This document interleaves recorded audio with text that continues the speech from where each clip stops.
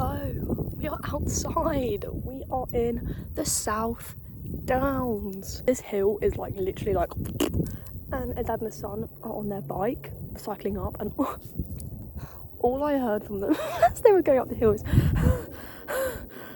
so I hope you're okay, guys, but that's completely voluntary. You could just walk. I thought we could just talk about life because I haven't really done much. I just thought, why don't we just talk about a load of things and see if I can make a video out of it. That seems to be what I do.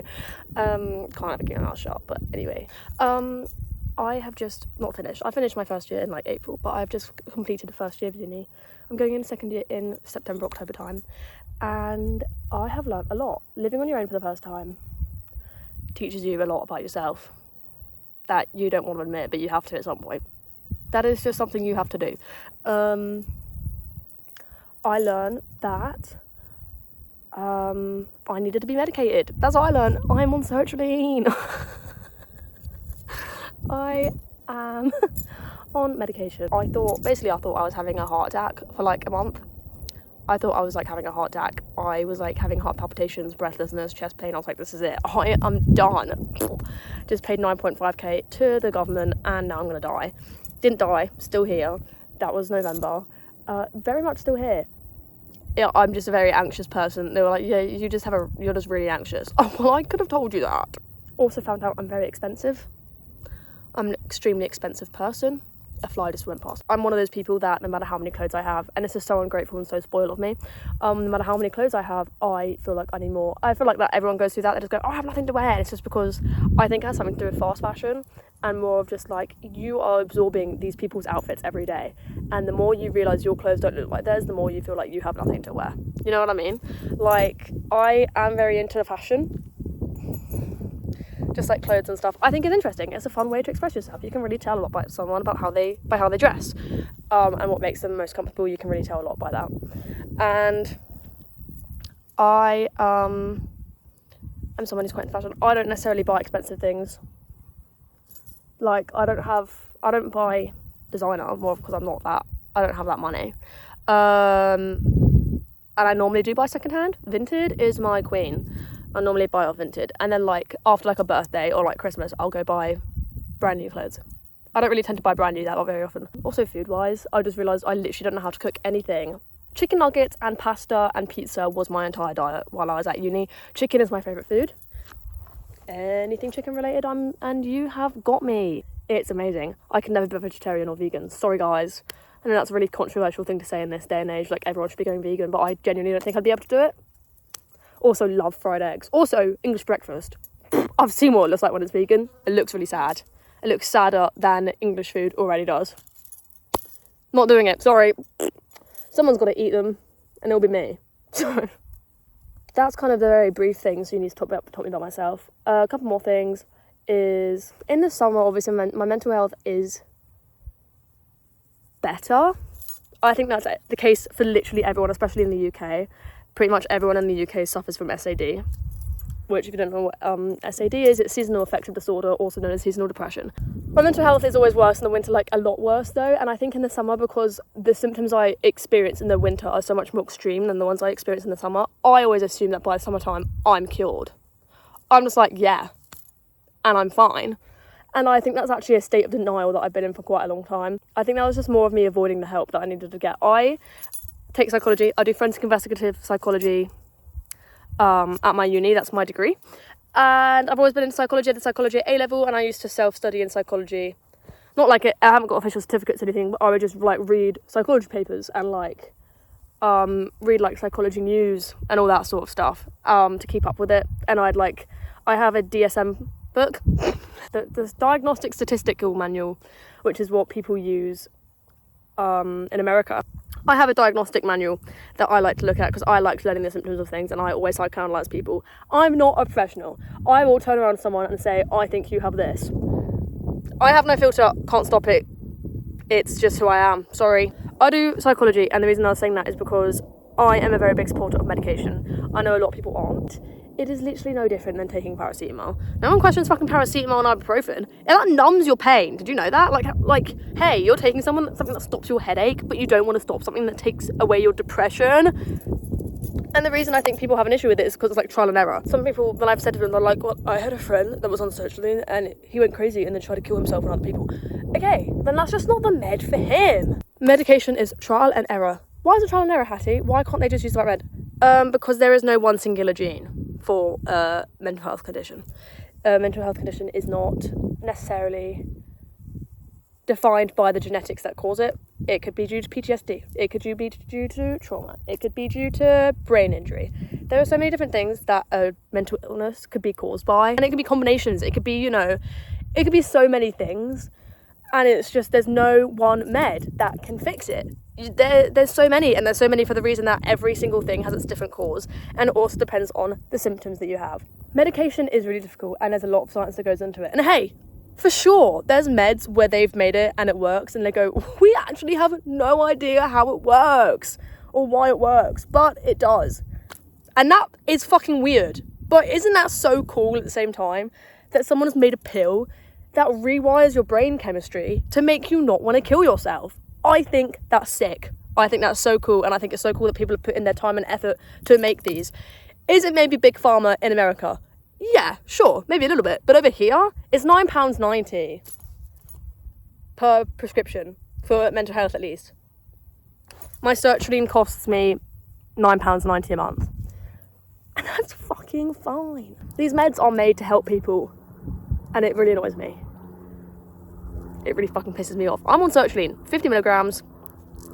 In my opinion, I don't think it's done much. They have to prescribe you sertraline first for antidepressants because that is the first thing they go to. And if that doesn't work, you call them up, ring, ring, ring. Hey, I don't think it's working. And just like I did. And now they're fixing it. They're going to sort it out. Does it take a while? Yeah. But the reason the process is so slow is because they don't want to give you fucking serotonin syndrome, bruv. They don't want you to have serotonin syndrome. They don't want you to have a seizure. And they don't want you to fucking die. I'm on meds now. And that's literally fine, and I don't care. And I've told everyone because that's not going to be something I ever feel embarrassed about. But if you'd asked me this time last year, would you ever go on meds? I'd say no. Because as much as I supported meds for everyone else, I just thought, I don't need them. I thought I was fine. Because I was like, well, I'm only sad in the winter. Wrong. It's taken me a long time to admit this, but I am also sad in the summer. I also feel depressed in the summer. It's just not as much. So because it's not as much, I was like, well, it's fine. It's not as bad as the winter, so therefore that has to be okay, right? Do you know the fattest con about sertraline? The fattest con? The sweat. You become so heat intolerant that I'm probably burning right now. Your skin becomes more sensitive to the sun. It's something to do with your cooling system. I don't exactly know the exact science of it, but it messes around your cooling system, which means you sweat all the time. You cannot wear light grey ever again. What I have gotten good at uni is you can't be friends with everyone. At college, which if you're in America, college is the last 2 years of high school. Junior and senior year. It is year 12 and 13 for us. It's sixth form, college, whatever you want to call it, that's what we call it. It's the last 2 years of high school. And at college I was like, everyone's my friend, I'm going to be best buds with everyone, and I'm going to have a great time. And I did have a great time, don't get me wrong. I had a great time and I loved knowing everyone. But university's kind of taught me that that's also a sort of really great way to get walked over. Because you want to be friends with everyone, you end up having no backbone. Because people don't like it when you stand up for yourself. That is something I've learned, and that is also something that is unfortunately true. You can stand up for yourself, but someone will take it defensively. Someone will be defensive about it. I tried to be friends with everyone, and I just ended up being walked over, and I never stood up for myself just because I was like, yeah, well, that's just how they are. If the way you are is just a twat and a dick, I don't think I want to be around you. And that took me so long to learn. I never stood up for myself in secondary school either. I was such a fucking doormat. But I've gotten to uni, and I think it's more of now that I'm paying for my education, I'm just like, wow, you're not going to piss me off right now, okay? So I'm meant to be at peace, and I think now I've gotten really good at just you've annoyed me, or you've upset me, or you've been rude to me, and you're gone. And it's not something petty. I do believe in chances, and I do believe, sometimes people just mess up, and I'm happy to give people a second or a third chance, but I'm not going to let you make me look stupid, and I'm not going to let you ruin my day. I'm paying for this experience. I'm going to have a good time. It's realistically, it's the same if someone tried to upset me at Thorpe Park, I'm not going to let you ruin my day, bro. I'm getting on the next ride. You have fun being a dick. You know what I mean? It just changes your experience a lot. And like your housemate, your flatmates, I love my flatmates. I got so lucky and I love them. They are my absolute angel girls and I love them to absolute pieces. I think some people, I've heard horror stories, they got really unlucky with theirs, but I got really lucky with mine. I love my babies with my whole heart. And I think also, like, when you make new friends and you're living with these people, you see them all the fucking time, you end up gaining like such huge standards in friendship because these people are like, don't let someone treat you like that, don't let someone talk to you like that. And you're just like, oh my god, lich, like, actually, yeah, you're right. Why would I let someone talk to me like that? I shouldn't be. And like, these are people that you've barely met and they already appreciate you so much, and that is something so great and so beautiful about uni. And I completely understand that some people have not had those experiences, and I apologise to anyone that hasn't, because that is really rough, and I think everyone deserves a good uni/college experience. But I think a lot of people need a reminder that just because you stand up for yourself doesn't mean you're a fucking horrible person. Having a backbone and just being like, don't talk to me like that. It's communicative. You're communicating your feelings, and that's a good thing, and that's something you should be doing. If someone makes you feel like a bad person for expressing your feelings, then they're not someone you should be around. I think 19 is a really weird age. I think it's a really big, holy fuck, what am I doing? I think that's something that I've really been struggling with recently. I'm at uni and I feel like my life should be moving a lot quicker than it is, but realistically, you're at uni. Like, your life isn't going to be going quickly. Like, I feel like I've gotten nowhere within my career of psychology. Obviously not. I'm a first year. Why would my life have gotten anywhere? And I think I just have all of my siblings that have gone to university have gotten firsts in their degree, which also puts a lot of pressure on me. No one in my family puts pressure on me to perform well academically. They never have and they never will. My dad's always had the mindset of, you do your best and that's all you can really ask of yourself. And I think that's a great way. And I think that's a great way to talk to your kids about education too. And I'm really thankful that I've had a dad like that, who talks to me like that, and not someone who's like, he's always made sure that I don't attach my worth to my grade. Do I still? Yes, but that's not his fault. I think that's just me. But I think 19 is such a weird age because you're almost 20. You're an adult, but you still have teen in your age.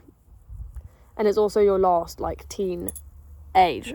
So I guess I've kind of put a lot of pressure on myself to have, like, the best time.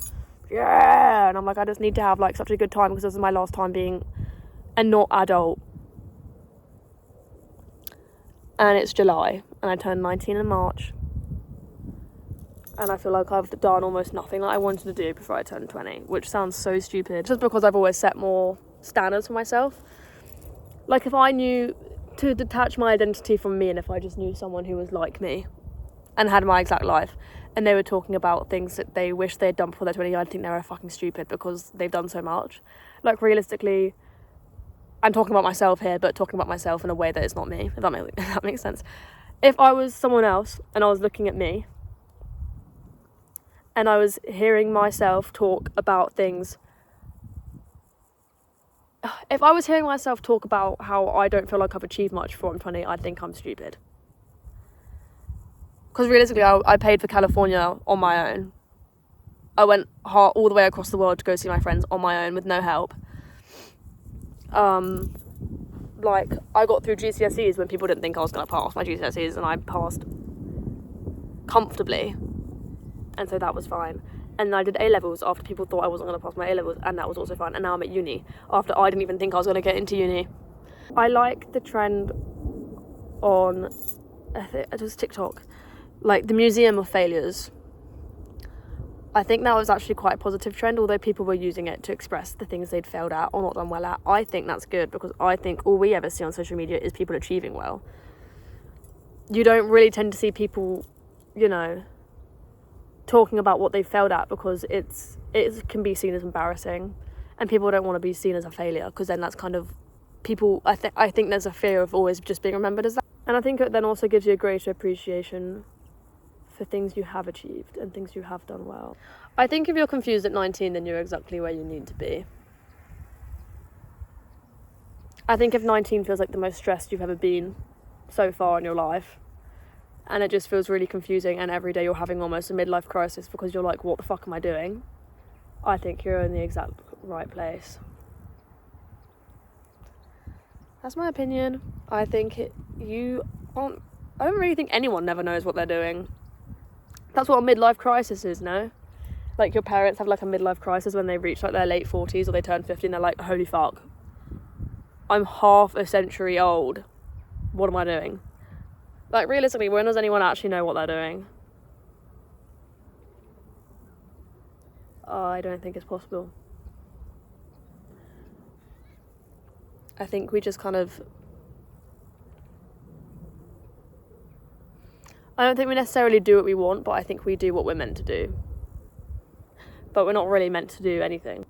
I just don't think we're meant to do anything. You know? I think we're just here, and we've just made this life for ourselves.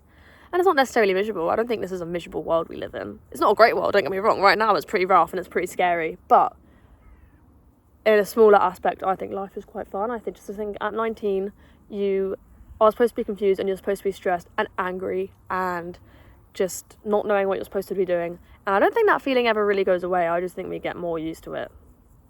18, especially in the UK, 18 feels free. You can drink. You can go into clubs. You can gamble, you can enter the lottery, all of this stuff. You can do everything you want to do. You know, tattoos, whatever. You can do all of it. At 18, everything becomes accessible to you. And I think, you know, that's like, yeah, that's really fun. And then you turn 19 and you're like, well, I don't really... Turning 18 almost feels like an award, and then the government's like, okay, here's all the things you can do now. And then you turn 19, you're like, well, first of all, now I'm aging up for nothing. And second of all, like, what do I do now? Because a lot of people, not everyone, but some people will be at uni and they turn 19 and they're just kind of like, that was me. I was really depressed on my 19th birthday, which sucks because I fucking love my birthday. I keep spacing out at the view, but it's just really easy to space out right now. I think everyone's just trying to get by. Every year I'll look back at myself from the year before and I'll be like, wow, I'm so different. And I don't really think that's ever going to change either. Because I think I'm always going to be different. Every experience shapes you a little bit differently. And I think for as long as I have stuff going on in my life, I'm always going to be different from the person I was the year before. And I think I'm constantly improving. I don't think I'm ever getting worse. I think I'm only getting better. I think I've been at my worst. Not like I was ever horrible. I was probably a bit of a bitch sometimes, but I think just like, it's only up. But here we are. And now we're in a field, surrounded by birds and horses. The horses are down there. And this is all just because I was trying to prevent a panic attack. I think I've talked enough now. Hope everyone is good. And I will see you guys soon. And look after yourselves. And yeah, I have no idea if I've made any sense throughout this whole thing. I'm also extremely tired. Anyway.